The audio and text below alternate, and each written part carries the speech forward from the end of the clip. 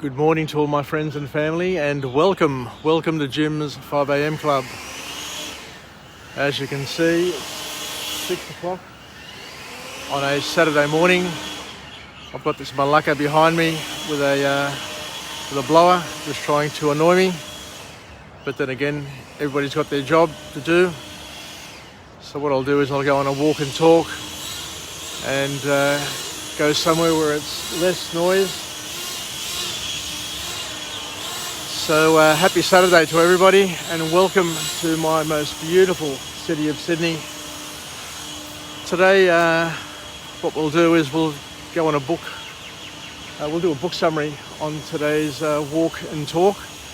And the book summary that I've chosen for this episode of Jim's 5 a.m. club is entitled Limitless. Limitless by Jim Kwik. So this book is all about using and learning some techniques that can help us improve our memory and leverage the most powerful thing that we have, and that is our brain and our mind, and to be better learners, to be better equipped at learning and making the most, as I said, of the opportunities of piecing together and building perspectives of this wonderful world that we indulge in. So Jimmy Kwik talks about a number of things in his book. He's got a couple of nice little life hacks that we'll discuss. And he says that all behaviour is driven by belief. So he makes a real powerful statement that all behaviour, not just some behaviour, but all behaviour that we have is driven by belief. So he goes on to say that, so before we address how to learn, we must first address the underlying beliefs we hold about what is possible. So if you think that something is not possible, then you're not going to be able to do it, I guess is what he's suggesting. And there's a lot of things, a lot of beliefs that hold people back. There's all these photographers down here on this wharf, which is quite interesting. I'll try and get down there with them. I've never quite been down the end there because it's always locked. But they must have jumped over or climbed through the fencing. Let's have a look at how they accessed that, because it would be a lovely vantage point for sunrise and a wonderful view of the Opera House. So the author then goes on to say that we are held back from our full potential by our limiting beliefs. I remember reading somewhere that humans in general only achieve about 30 to 40% maximum of their potential. And I guess the reason for this lack of achievement is because we are surrounded by limiting beliefs. Oh, here we go. The gate is open. So somebody's left the gate unlocked, or either these guys have got the keys to go in there. So what I'll do is I'll come in here as well, because I haven't had a chance to come in here before, and we'll just do the 5 a.m. club from in here. So it's important for each and every one of us to try and improve our beliefs so that we can enjoy a greater potential in our lives. So the first formal point to come out of this book is that if you want to improve your focus while studying, so this is for the younger people or even the older people who are studying, if you want to improve your focus and become better at studying, according to the author, it's useful. It's useful to incorporate music, smell, and the Pomodoro Technique. So how do these things work, and why do they work, more importantly? But the author here says that studies show that you can improve your learning capacity and mood with the right music, with using the right music.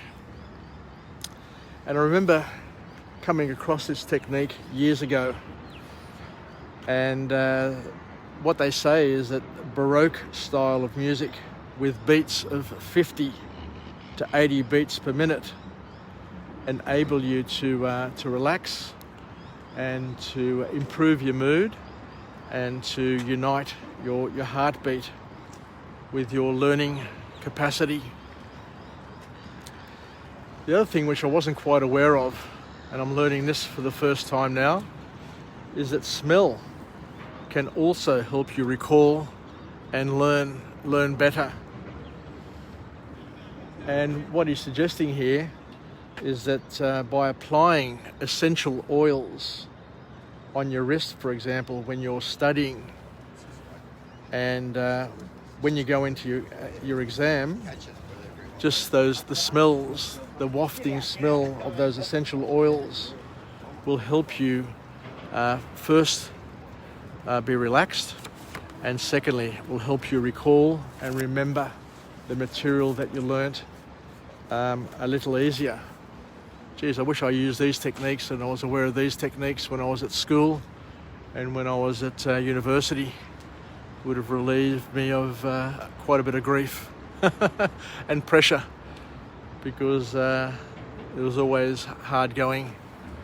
And the third point here is called the Pomodoro Technique, where I've come across this before. There's a book summary that I did on the Pomodoro Technique, and the Pomodoro Technique is basically using short, focused bursts of learning where you set a timer for 25 minutes where you can just focus, completely focus without any distraction for 25 minutes, and then have a 5-minute break, and then move on and do another burst, a focus burst of 25 minutes, and you just keep on using that technique to get your job done and learn as best you can. And the last point from this author is that you need to use reviewing and recalling to help you memorize things.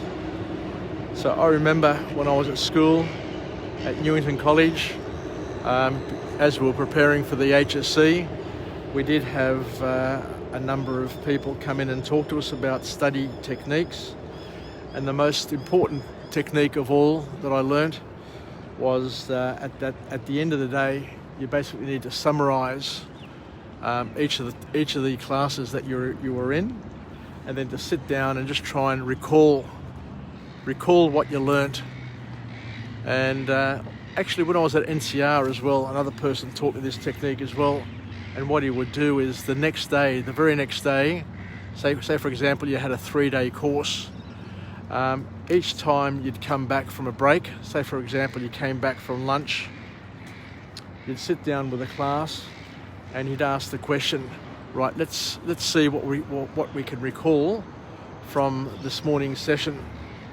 And it was quite powerful to see different people recalling different elements of their learning from the session, and that we could basically all contribute our recollections and recreate the learning experience.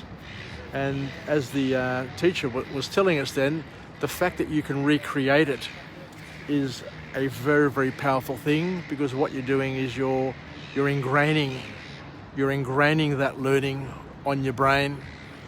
So you're creating a deeper and a wider path, and each time you ingrain it and recall it and remember it and review it, you get better and better and better at it. And I guess we understand this. This is called deliberate practice. But not only is it important to practice something, but it's important to be able to recall it under pressure and to review it constantly. So the next point to come out of this book is the power of visualization, where you constantly expand your concentration and memory. Because the author here reminds us and teaches us that science has come up and has identified that we do have neuroplasticity, and our brains have the ability to change over time, to reshape, to remold themselves over time. And in order to be really, really good at learning and to remember facts, the author talks about the importance of incorporating mnemonics. And a mnemonic is basically a word that you use, and then you use that word or the letters within that word to remember different aspects. Just like, for example, to remember what a colour of a rainbow is. I learnt at school that to use the mnemonic ROY, G, BIV. So ROY means red, orange, yellow, G means green, and BIV is blue, indigo, violet. And using a similar sort of technique, the author talks about the Loci Technique, where, and this is an interesting one, so if you're going to give a presentation or if you're going to give a wedding speech, he says that what you should do is go to that room first prior to your speech, and look around that room and identify different items in that room. And what you can do is you can use those items, say for example a painting or a light or a doorway or something, and use those different items to attach memories to, in terms of clues for your speech, so that when you're giving the speech, regardless of the pressure that you're under, you're able to look around the room, and when you see the painting, you can look at the painting and recall what you're going to talk about without the need of notes. So it's using the power of association, which is really, really interesting and really powerful. And the last formal point to come out of this book is the author talks about the importance of reading and how to get better at reading, and to use reading as a baseline in terms of your learning capabilities. Because one observation that we all have is that reading skills have become obsolete with the introduction of social media. So what we do now is we graze with social media, and we don't necessarily focus and concentrate and learn things in any depth. It's all very ad hoc and spontaneous. Whilst it has its benefits, it also has its limitations. But the author here says that we need to encourage each other, children, and everybody basically, to become better readers. Because what reading does is that reading improves our focus, expands our memory, and it activates many mental functions at the same time. So unless you're focused, you've got a book there where you can sit down and read for 2 or 3 hours. The lessons, the learnings, the life skills that you gain from that activity, you can't gain from any other activity, according to the author. So the call to action for each and every one of us is continue to buy books, continue to read, because it is a powerful life lesson that we need to continue going, and don't let it slide. And most people can become better at reading. But unless we try, unless we continue to read and we continue to push ourselves,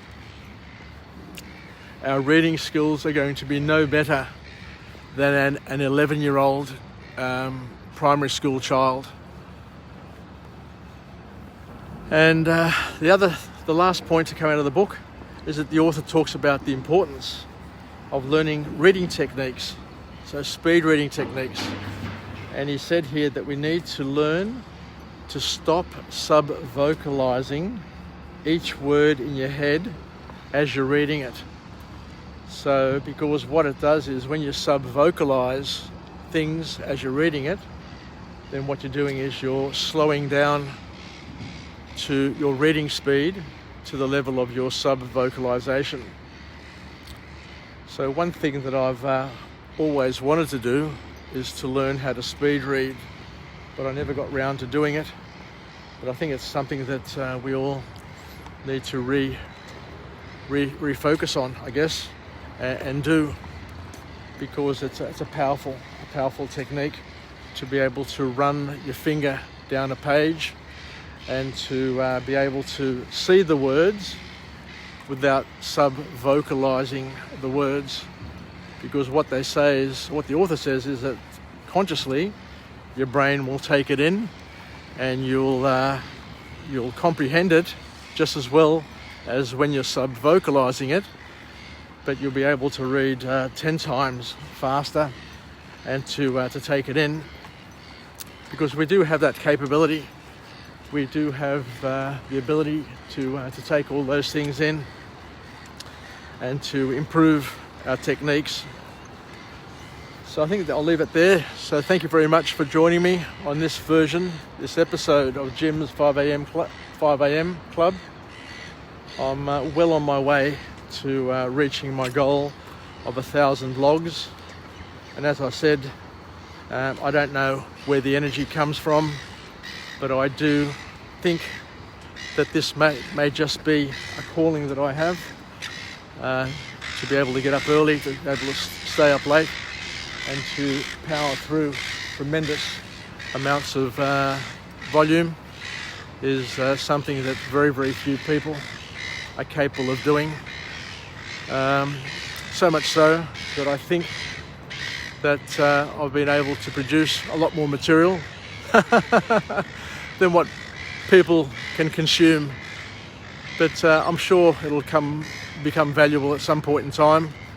One day when I'm in a nursing home, if I ever get there, and all alone, I'll be able just to sit back and enjoy my 5 a.m. clubs and just recall some of the experiences and some of the beauty of this magnificent city of Sydney that I've been able to enjoy. Anyway, let's finish off with a positive affirmation. I'm alive, I am well, and I feel absolutely great.